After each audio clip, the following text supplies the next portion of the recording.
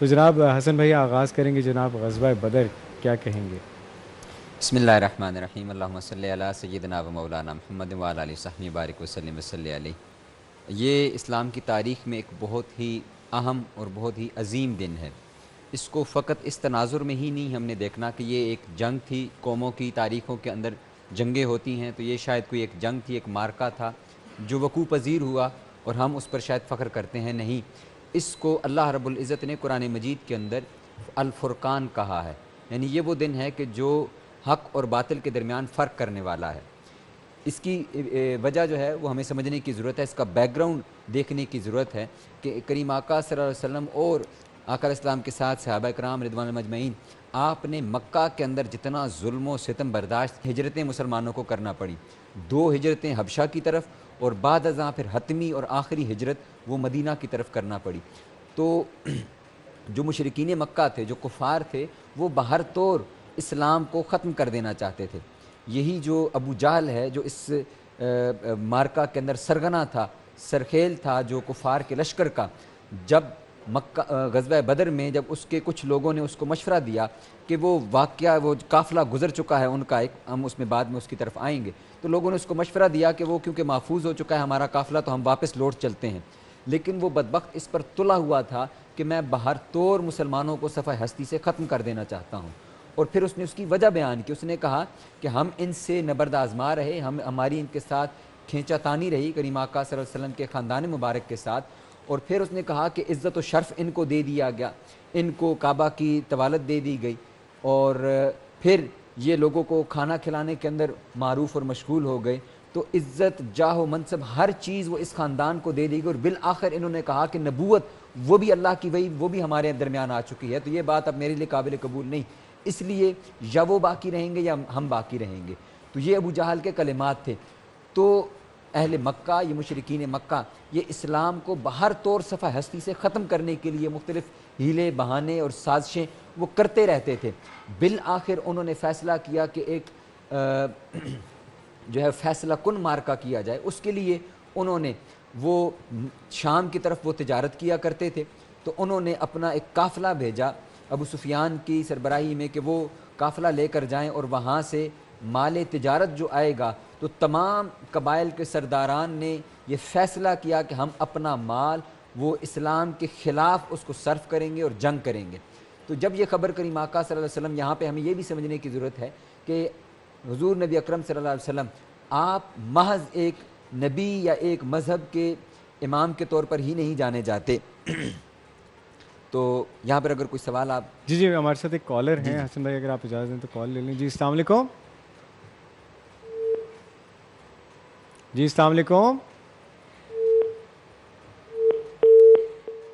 السلام علیکم جی، میرے خیال سے کال ڈراپ ہو گئی ہے، جی سوری جی، آپ کنٹینیو کریں۔ تو حضور نبی اکرم صلی اللہ علیہ وسلم کی ذات مبارکہ اور شخصیت جو ہے وہ ہمیں ایک وار پلانر کے طور پر اور ایک اسٹریٹجک پلانر کے طور پر اور ایک ہیڈ آف اسٹیٹ کے طور پر ہمیں نظر آتی ہے کہ آقا علیہ السلام نے جب مدینہ منورہ کے اندر سب سے پہلے کیا کیا کہ میثاق مدینہ کر کے اپنی جو ریاست اور مسلمان تھے ان کو اندرون مدینہ کے اندر سے اب کوئی خطرہ نہیں تھا۔ اسی طرح بیرونی خطرات سے نمٹنے کے لیے آقا علیہ السلام نے یہ کیا کہ انٹیلیجنس کا انتظام کیا، اور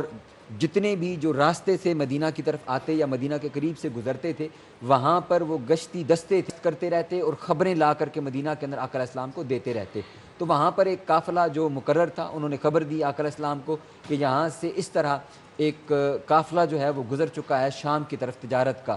تو کریم آقا صلی اللہ علیہ وسلم نے ان کو حکم ارشاد فرمایا کہ تم اس کے واپسی کا انتظار کرو، اور جو ہی وہ قافلہ آئے تو اس کی خبر دینا۔ تو اس طرح جب وہ قافلہ دوبارہ مدینہ کے شمال کی طرف سے گزر رہا تھا تو آقا علیہ السلام تک یہ خبر پہنچی، اور اس وقت آقا علیہ السلام نے مدینہ منورہ سے لوگوں کو اپنے ساتھ لیا، ایک لشکر کو، حضور خود اس کی سرکوبی کے لیے اس کے پیچھے گئے۔ یہاں پہ یہ بات ذہن نشین ہے، قرآن مجید نے اس کا بڑا خوبصورت نقشہ کھینچا ہے، اور قرآن نے اس کو کہا ہے کہ وما انزلنا علی عبدنا یوم الفرقان یوم التقى الجمعان،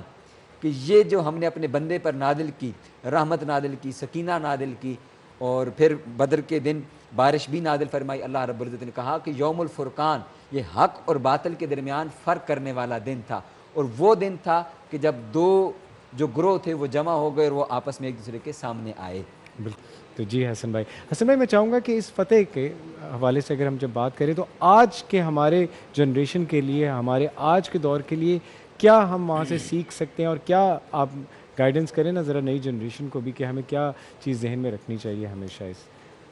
لال بھائی، یہ غزوہ بدر جو ہے اس کو قرآن مجید نے، جیسے میم نے فرمایا کہ 3 مختلف مقامات پر ذکر فرمایا اس کا، ہمیں اس سے اس کی اہمیت کا اندازہ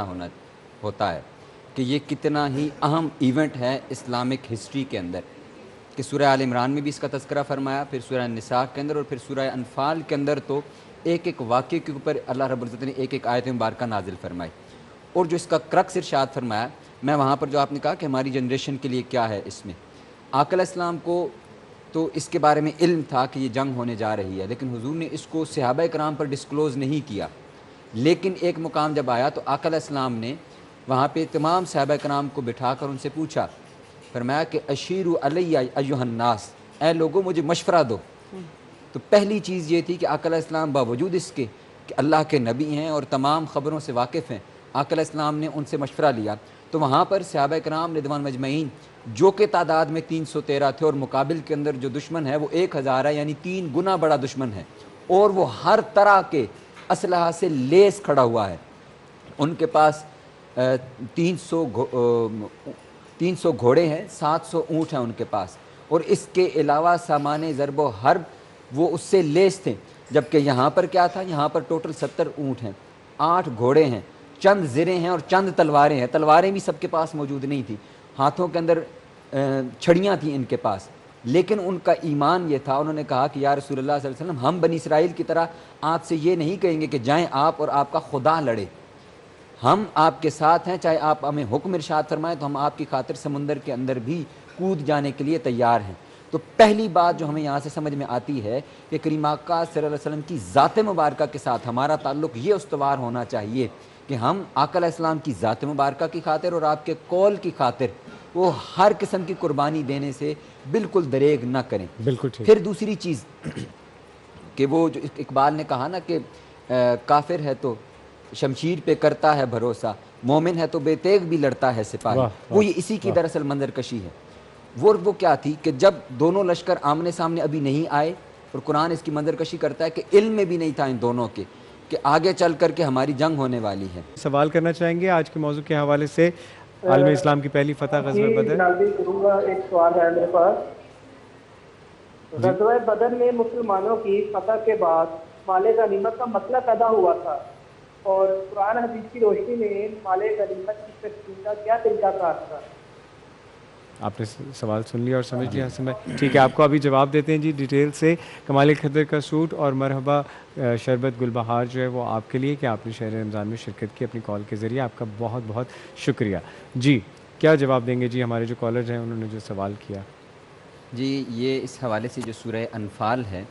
وہ بیسیکلی اس کا نام ہی یہی ہے، اور 10ویں پارے کی جو پہلی آیات ہیں اس میں اللہ رب العزت نے اس کو کلیئر فرمایا، اس مسئلہ کو، اور فرمایا بسم اللہ الرحمن الرحیم کہ جان لو کہ یہ جو مال غنائم ہیں یہ اللہ اور اس کے رسول کے لیے ہیں، اور ان کے قرابت داروں کے لیے ہیں، اور پھر یہ یتامہ اور مساکین اور مسافروں کے لیے ہیں۔ تو یہ کیٹیگری اللہ رب العزت نے خود ارشاد فرما دی، اس کی تقسیم فرما دی، اور پھر کریم آقا صلی اللہ علیہ وسلم اسی طریقہ کار کے ساتھ being a head of state پھر آپ اپنے اختیار استعمال کرتے ہوئے اس کو تقسیم فرمایا کرتے تھے۔ بالکل ٹھیک ہے جی حسن بھائی، میں چاہوں گا کہ دعا کے لیے ہاتھ اٹھائیں اور ہم سب آپ کے ساتھ دعا میں شرکت کریں۔ آمین۔ الحمدللہ رب العالمین والصلاة والسلام علی سید الانبیاء والمرسلین، اللہم صلی علی سیدنا و مولانا محمد وعلی آلہ وصحبہ بارک وسلم وصلی علیہ۔ یا رب العالمین، یا ارحم الراحمین، رمضان مبارک کی ان بابرکت گھڑیوں میں اور افطار کی ان قبولیت کی گھڑیوں میں باری تعالیٰ ہماری التجا کو اپنی بارگاہ میں قبول و منظور فرما۔ یہ خالی جھولیاں پھیلائے ہم تیرے سامنے بیٹھے ہیں، باری تعالیٰ ہاتھوں کو بلند کیے ہوئے ہیں، تو ہمارے اعمال کو نہ دیکھ، ہماری ہستیوں کو نہ دیکھ، باری تعالیٰ تو اپنے فضل اور اپنے کرم سے ہماری جھولیوں کو بھر دے۔ باری تعالیٰ جتنے بھی دوست یہاں پر موجود ہیں اور دنیا بھر میں اس ٹی وی کے ذریعے دیکھنے والے، انہوں نے تیرے سامنے دست دراز بلند کیا ہوا ہے، دست سوال بلند کیا ہوا ہے، باری تعالیٰ ان سب کو اپنی خود بارگاہ سے خصوصی خیرات عطا فرما۔ کریم آقا صلی اللہ علیہ وسلم کے صدقے سے خصوصی خیرات عطا فرما، ان کی جملہ حاجات کو پورا فرما، ان کی مشکلات کو آسان فرما، ان کے دلوں میں جو بھی خواہشات ہیں، مقاصد ہیں، ان کو باری تعالیٰ پورا فرما، لوگوں کے جو بھی مشکلات ہیں اور جو ان کے دلوں کے اندر حاجات ہیں، جو وہ سوال رکھتے ہیں، باری تعالیٰ کسی کو اولاد کی حاجت ہے اس کو اولاد عطا فرما، اولاد نرینہ عطا فرما، نیک صالح اولاد عطا فرما۔ باری تعالیٰ جن کو روزی رزق کی حاجت ہے، ضرورت ہے، ان کے رزق میں وسعت عطا فرما، ان کی رزق کی تنگی کو دور فرما، ان کی مشکلات کو آسان فرما۔ باری تعالیٰ جو کاروبار کے اندر وسعت چاہتے ہیں، باری تعالیٰ ان کے کاروبار میں وسعت عطا فرما، جو شفا چاہتے ہیں باری تعالیٰ ان شفا کاملہ عاجلہ عطا فرما۔ یا رب بالمصطفیٰ بلغ مقاصدنا واغفر لنا ما مضى يا واسع الكرم لی حمصة نطفی بها حر الوباء الحاتمہ المصطفیٰ بالمرتضیٰ وبنامہ الفاطمہ وصلی اللہ تعالیٰ علی خیر خلقہ ونور عرشہ محمد وعلی اصحابہ اجمعین برحمتک۔